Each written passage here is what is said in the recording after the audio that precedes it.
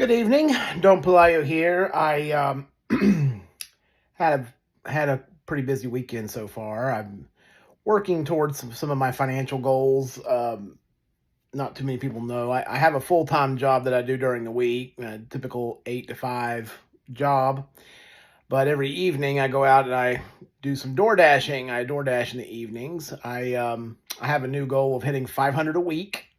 So I'm on track for that. Tomorrow's the last day of the week for me, so I'll finish it up tomorrow, and I figure that's $2,000 a month of extra money.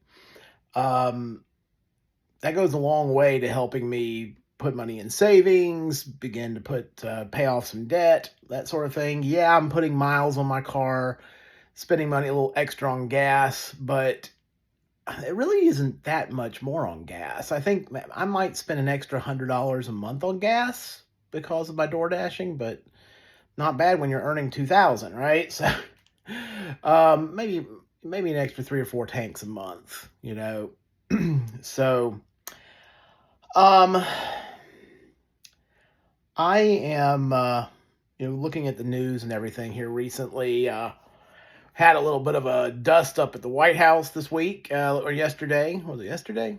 Zelensky went and met with Trump and Vance. Didn't go very well. It's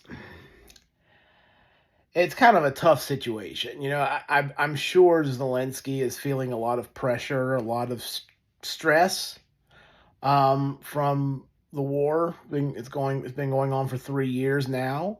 A lot of Ukrainians have died. A lot of Russians have died. The best thing for everybody is for this war to end. Zelensky seems to have no desire at all to try to come up with a peaceable solution. He thinks that he's going to, get Russia to leave and I don't agree with the way Russia's been, doing things, but I think Ukraine is in a position where they're going to have to come to the table and make a deal. The areas of the Ukraine that Putin has been wanting, most of the people there are Russian speaking or Russian anyway, wanted to be Russians anyway. It's kind of a long story with the history with these people, but I don't know. I think Trump is right. The war just needs to end.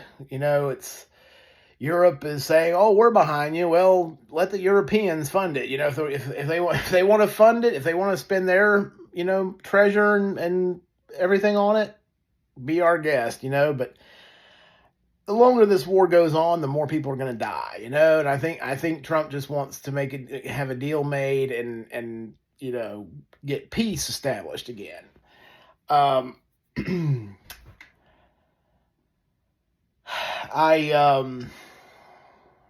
don't know. It's just a tough situation, Spring it was nice and warm today outside. We were in the mid 60s here, so it was very spring-like. I'm looking forward to spring coming back. The stock market, it's been yesterday. It's been kind of choppy lately. I kind of expect that to continue.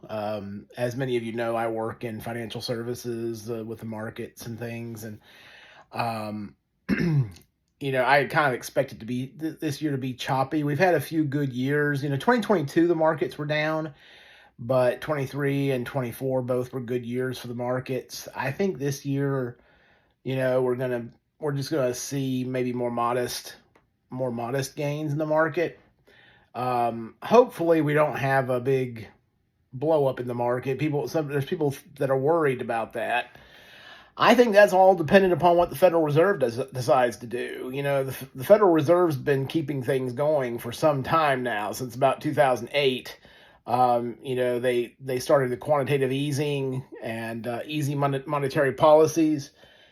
And really, they've been supporting the markets ever since. It used to be before 2008, when you would, look at the markets, and people would talk about PE ratios and talk about different metrics with the stocks and things. And none of that really means anything anymore. It's all about, is the Federal Reserve going to keep, quantitative easing going? I hate saying it, but that really is the truth. And at some point that has to end. They can't keep it propped up forever. Trump wants to pass some tax cuts to try to spur economic growth. There's differing opinions on this. Republicans feel like if you cut taxes, that will, in and of itself, generate more growth, and that the government actually takes in higher revenues than they would have if they had kept taxes where they were. Sometimes that works, sometimes it doesn't. But I know under Reagan, I think when Reagan did that, they had a big boom, in terms of revenues to the government. When Reagan had his tax cut, I think revenues were maybe tripled under Reagan, something like that. Big boom in economic growth during Reagan's administration. So this morning I woke up, I was just completely wiped out. I was going to get up this morning and start cleaning up my house and doing a few things. I just couldn't. I couldn't do it. I was worn out. I stayed in bed until about 10 o'clock this morning. And then went and did some DoorDash at lunchtime and came home, and then went back out this evening and knocked out more of it. And I think doing 500 a week part-time, it's just I do it about 3 hours in the evenings, typically. Saturdays I do lunch and dinner, but and it's not too bad. And you can make, I know a lot of people have tight budgets right now. You do put some miles on your car, so that's the one downside to it. I'm making 500 a week, and I'm taking 10% of that, $50 every week, and I'm making extra payments on my car. So I'm trying to pay my car down a little faster. That's about an extra $200 a month on my car payment. I'll shave about a year and a half off the car loan by doing that. So, it works out. And then, I use the rest of the money for some savings goals, paying some bills, all of that. I would encourage everybody to be looking for ways to generate more income right now. I know a lot of people are stressed out with the way the economy is right now. It's been a long time since we've been able to maintain a home just with one income. I'm a single guy, so I have a good full-time job. My full-time job is I get paid pretty decent, but the income isn't enough to pay all my expenses. And some of that's, I went through a divorce. I have child support. I've got some other things going on. So I have some extra expenses that most people don't have, but working in the industry I work in, I get to see, because we work with affluent clients, very, very well-to-do clients.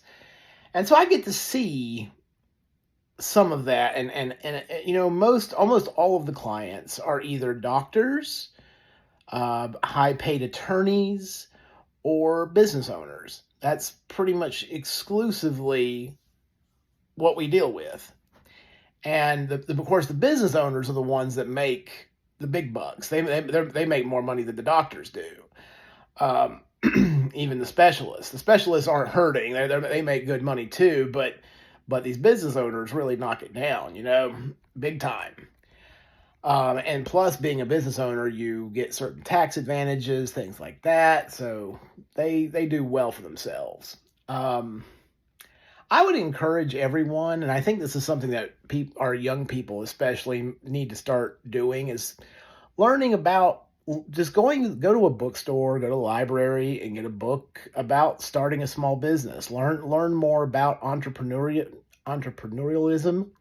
learn about starting a small business, learn about the tax rules, the tax benefits of starting a business, the different types of business structures. You've got sole proprietorships, you've got C corps, you got S corps, you got LLCs, you got partnerships, you got a lot of different business structures that you can have, that you can use, and they all have different benefits and drawbacks. And it's just something I think that our people need to begin to look at. I think that's something that everyone could benefit from, especially our young people.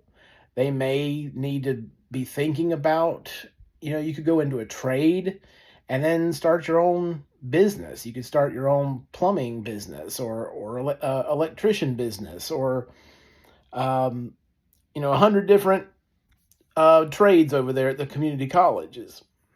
So learn a useful skill, a skill that is needed in our economy, and then build a business around it. I would encourage all of our young people to do that. I am washing laundry right now. I got a load going in the washing machine downstairs. I am going to probably visit my parents tomorrow morning. I feel so tired, though. Part of me just feels like I just turned 48. I'm actually 48 and a half now. Time is going by so quickly right now. We're already in March of 2025. It's like January and February went by like that. I'll be 49 in August. Feeling my age a little bit. I am. I do feel a little tired. More tired than I used to feel. Life goes by really quick. Everybody needs to try to enjoy what they can of it, spend time with your loved ones.